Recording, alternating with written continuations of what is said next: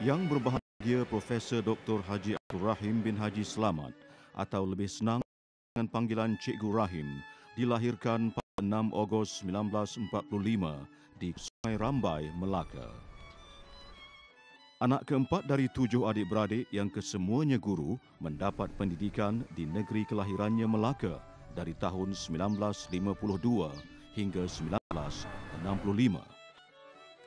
Memulakan kerjaya cemerlangnya dalam bidang pendidikan dengan menyertai latihan guru, kumpulan pertama di Regional Training Center, RTC. Saya sebenarnya mula mengajar tahun 64. Ujung tahun 64 di Sekolah Menengah Katolik Melaka.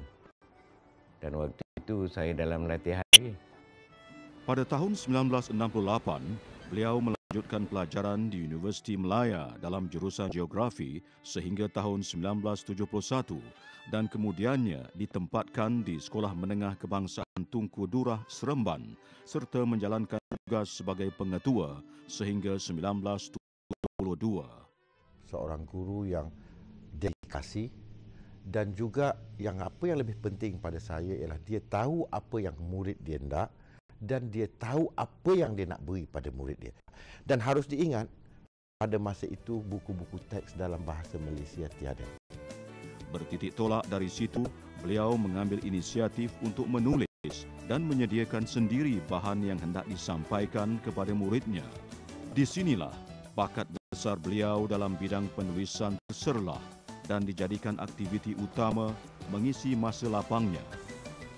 Sehingga kini, beliau telah menulis tidak kurang dari 21 buah buku dan yang terkini berjudul Sekolah Berprestasi Tinggi, Suatu Transformasi. Sebagai seorang guru yang menyintai kerjayanya, Cikgu Rahim melangkah dari bilik darjah ke ruang yang lebih besar dan mencabar dengan memegang beberapa jawatan penting di peringkat Kementerian Pelajaran dan Antarabangsa.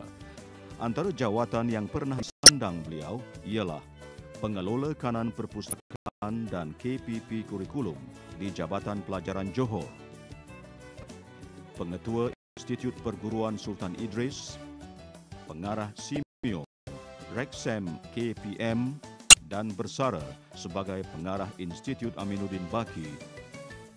Sehari selepas persaraan, Cikgu Rahim diberi amanah untuk menubuhkan Universiti Industri Selangor, UNISEL, yang merupakan universiti pertama ditubuhkan dan dimiliki sepenuhnya oleh kerajaan negeri. Setelah 10 tahun bersama UNISEL, kini Cikgu Rahim memberi fokus kepada bidang konsultasi pendidikan menerusi syarikatnya, Langkah Saga Management Consultancy, LSMC, yang berpengkalan di Air Keroh, Melaka.